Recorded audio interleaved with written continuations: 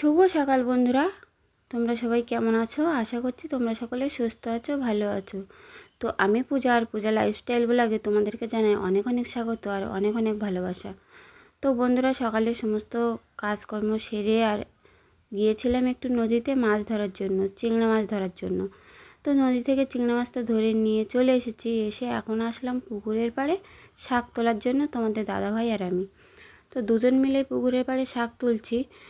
আর এই যে এখন যে ভিডিওটা দেখছো, এটা আমি দুদিনের ভিডিও একসাথে করে ভিডিওটা ছেড়েছি, তোমরা প্রথম থেকে লাস্ট পর্যন্ত দেখবে। তো কাল তো গিয়েছিল রথ, পরশু দিনের ভিডিও আর কালকের ভিডিও মিলিয়ে একটা ব্লগ ভিডিও শ্যুট করলাম। কারণ আগের মতো এখন আমি আর ব্লগ ভিডিও দিই না, কারণ আগের মতো সময় পেয়েও উঠি না, আর ব্লগ ভিডিও দেওয়াও হয় না। অনেক রকম কাজকর্ম, নানান তালবাহানায় ব্লগ ভিডিও শ্যুট করা হচ্ছে না। তো অনেক দিন তো হয়ে গেল ব্লগ ভিডিও দেই না, ওই কারণে ভাবলাম যে একটা ব্লগ ভিডিও শ্যুট করি। তো যাই হোক বন্ধুরা, অনেক তো কথা বলে ফেললাম। আর এখন দেখো পুকুরের পাড়ে, এই যে সাইডে যে পুকুরটা দেখছো, এটা কিন্তু আমাদেরই পুকুর, আর সামনে আছে আমাদের বাড়ি।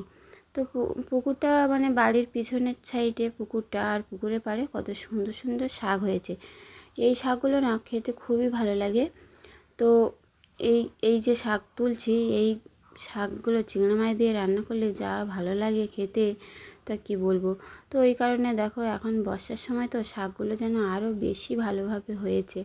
তো এই কারণে দুজন মিলে এখন শাকগুলো তুলছিলাম। তো এখন শাকগুলো তুলে নিয়ে বাড়ি যাব। তো তার আগে এই শাকগুলো তো মানে পুরো দেখো অনেকটাই শাক তুলে ফেলেছি, আর কিছুটা শাক তুলে তারপরে বাড়ি যাব। আর নদী থেকে আমি একটা জিনিস পেয়েছি, তোমাদেরকে দেখাবো। তো শাকগুলো তুলে নিয়ে বাড়ি গিয়ে তোমাদেরকে দেখাবো যে আমি নদী থেকে একটা জিনিস পেয়েছি। তো নদী থেকে কী জিনিসটা পেলাম তোমরা দেখেই অবাক হয়ে যাবে। তো যাই হোক দেখো, এখন শাকগুলো এক এক করে তুলে নিয়েছি। আর নদী থেকে দেখো এই যে এতটা চিংড়ি মাছ নদী থেকে ধরে নিয়ে আসলাম তোমাদের দাদাভাই আর আমি। আর ওই যে তোমাদেরকে বলছিলাম যে নদী থেকে আমি একটা জিনিস পেয়েছি, তো এই যে দেখো সেই জিনিসটা। তো এটাকে আমরা সাগর কাঁকড়া বলি। তোমরা চেনো কি না অবশ্যই কমেন্টে জানাবে, কেউ দেখেছো কি না সেটাও কমেন্টে জানাবে। তো দেখো এটা কিন্তু জ্যান্ত আছে, আর কেমন করছে দেখো। আর মানে ছেড়ে দিলে না মানে কচ্ছপের মতো হাঁটছে, এই যে দেখো টুকটুক করে কেমন হাঁটছে। আর এই লেজটা না প্রচণ্ড দেখো কতটা পরিমাণে লম্বা, আর এই লেজটা না মানুষের গায়ে ফুটিয়ে দেয়। তবু আমি ভয় ভয় করে তোমাদেরকে ধরে দেখাচ্ছিলাম। আর আমার ছেলে গেছে পড়তে, ও পড়ে মানে টিউশনি গেছে, সেখান থেকে এসে দেখবে বলে এরকে বেঁধে রাখা হয়েছে, না হলে এটাকে ছেড়ে দেওয়া হবে, কারণ এটা তো খায় না। আর কেমন একটা দেখতে, তোমরা দেখেছো কি না কমেন্টে জানিও। এটাকে আমরা সাগর কাঁকড়া বলি। আবারও বলছি, তোমরা কে কী নামে চেনো অবশ্যই কমেন্টে জানাবে। তো যাই হোক দেখো, এই যে চিংড়ি মাছগুলো পেয়েছি, এইগুলো এখন শাক দিয়ে রান্না করব। তো এই জন্য এখন বটি নিয়ে বসে পড়লাম কাটার জন্য। তো আগে বালতির ভিতরে আরও ছোট ছোট কিছু কাঁকড়া ছিল, চিংড়ি মাছ ছিল, সেগুলো ভালোভাবে বার করে নিচ্ছি। তো সেগুলো সব দেখো বার করে নিয়েছি, নিয়ে এখন চিংড়ি মাছগুলো ভালোভাবে কাটবো।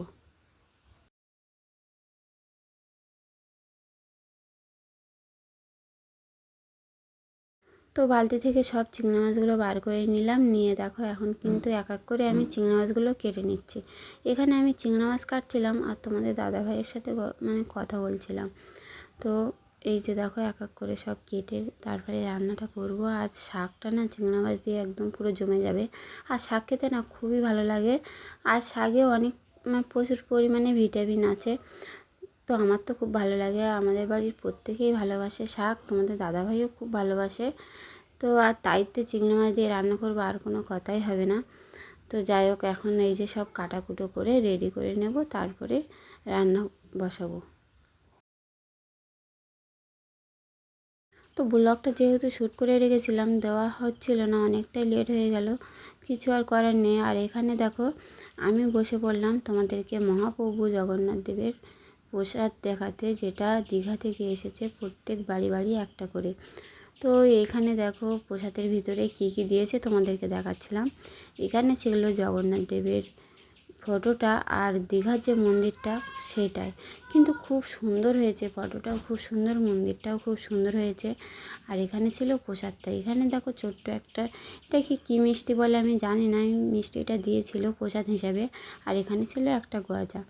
তো যাই হোক, আমি প্রসাদটাকে ভালোভাবে প্রণাম করে নিলাম। আর এখানে দেখো ঠাকুরের ফটোটা তোমাদেরকে দেখাচ্ছিলাম। আর এই কাজের জন্য খুবই ভালো লাগলো আমার, যে বাড়ি বসেই আমি পেয়ে গেলাম জগন্নাথ দেবের প্রসাদটা আর কি। তো এই যে কাজের জন্য আমার তো খুবই ভালো লাগলো যে বাড়ি বসে প্রসাদটা পেলাম। তো যাই হোক, এখন দেখো প্রসাদটা তোমাদেরকে দেখিয়ে আসলাম। এসে এখন দেখো বসলাম রান্না বসাতে। ভাতটা আগেই করে নিয়েছি, আর এখন তরকারিটা রান্না করব। আর এখন তো বর্ষার সময় এই জ্বালানিগুলো না একদম জ্বলতে চায় না, তো একটু ভিজে ভিজে আছে। আর তাইতে তাল কাটতো, যারা তাল কাঠ দিয়ে উনুন জ্বাল দিয়েছে তারা অবশ্যই জানবে যে ভালোভাবে জ্বলতেই চায় না। তাল কাঠ আর নারকেল কাঠ এগুলো না উনুনে বর্ষাকালে জ্বলতেই চায় না। তো যাই হোক, দেখো এখন উনুনটা কিন্তু ধরিয়ে নিয়েছি, নিয়ে ভালোভাবে কড়াইটা গরম করে নেব। যেহেতু মাছগুলো আগে ভাজতে হবে, তো এই কারণে ভালোভাবে কড়াইটা গরম করে নেব। আর এই যে দেখো আমার ছোট্ট একটা রান্নাঘর, তার ভিতরে জ্বালানি, রান্নার জায়গা না একদম ছোট্ট, জ্বালানি অনেক কিছুই আছে এই ছোট্ট রান্নাঘরের ভিতরে, ওই জন্য অনেকটাই কম জায়গা। তাইতে পেপার দিয়ে দেখো রান্নাঘরটা করা আছে, তো জলও পড়ে, কাদা হয়ে যায়, খুবই অসুবিধা হয় রান্না করতে, কিন্তু কিচ্ছু করার নেই। তারপরেও দেখো ওখানে পেপারটা ছিঁড়েও গেছে। তো তার জন্য উনুনে না মাঝে মাঝে জলও চলে আসে, ওখান থেকে জ্বলতেই চায় না। তো কিছু করার নেই, বর্ষাকালটা এরকমই অসুবিধা হয় প্রতিটা বছর। যতদিন না রান্নাঘরটা ভালোভাবে বাঁধতে পারবো ততদিন এইভাবে কষ্ট করতেই হবে, কোনো কিছু করার নেই।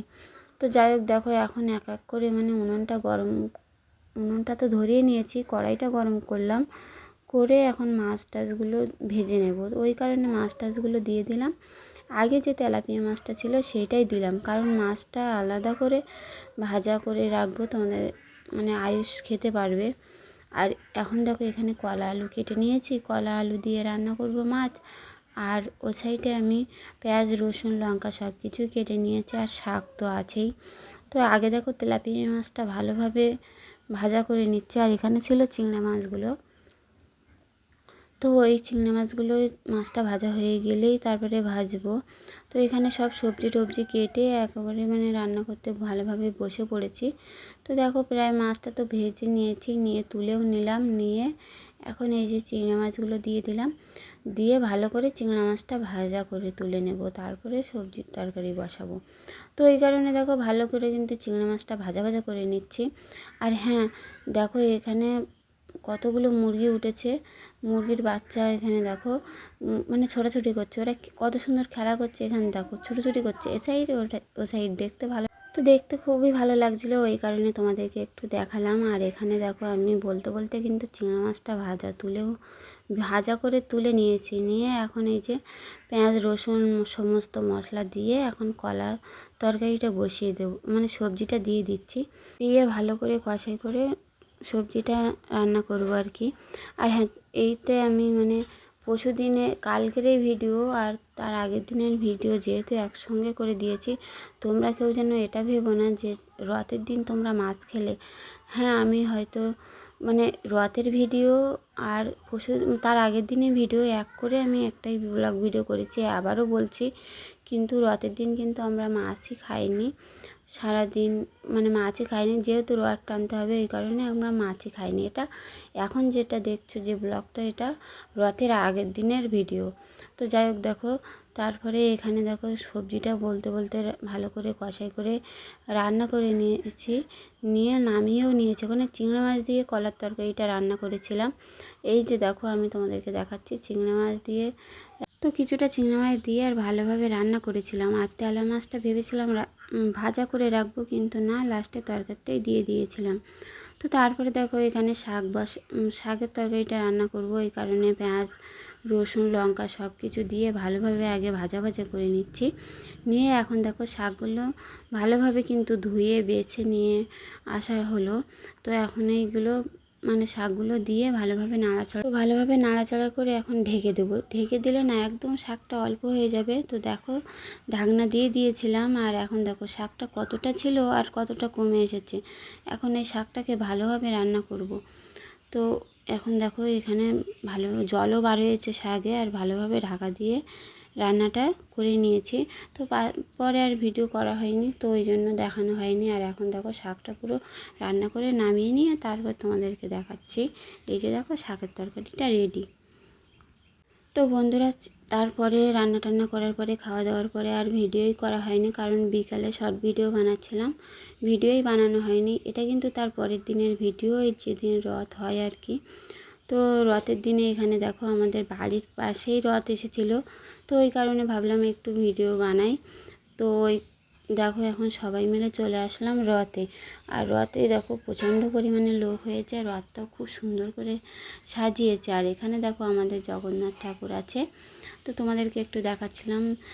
আর প্রচণ্ড পরিমাণে লোক, যে তোমাদেরকে ভালোভাবে দেখাবো কিন্তু আমি দেখাতেই পারছিলাম না, এত পরিমাণে লোক হয়েছে। আর সবাই একটু ঠাকুরকে মিষ্টিমুখ করানোর জন্য ব্যস্ত হয়ে গেছে, ওই কারণে ভালোভাবে আমি ক্যামেরাটাই ধরতে পারছিলাম না। তোমরা শুধু দেখো কতটা পরিমাণে লোক। কিছুক্ষণ আগে এখানে কিন্তু কোনো লোকই ছিল না, আর যখন রথটা সব আসলো তখন লোক একদম পুরো ভর্তি হয়ে গেছে। এটা স্বাভাবিক, সব জায়গায়ই হয়। আর দেখো এখানে রথটা সবাই টেনে নিয়ে আসলো, এখানে রাখা ছিল। আর এখানে আমি দাঁড়িয়েছিলাম, তোমাদেরকে দেখাচ্ছিলাম, তো আমাকেও একটু দেখিয়ে দিলাম। এই যে দেখো সবাই দাঁড়িয়ে আছে, সবার মানে পাশেই দাঁড়িয়ে আছে। সবাই কিন্তু খুব আনন্দ করছিল রথে, সবাই খুব মজা করছিল, নাচ গান করছিল, বেশ ভালো লাগছিলো। এখানে দেখো রথে মানে গান হচ্ছিলো, তো আর সবাই নাচ গান করছিল, ছোট ছোট বাচ্চা কাচ্চা।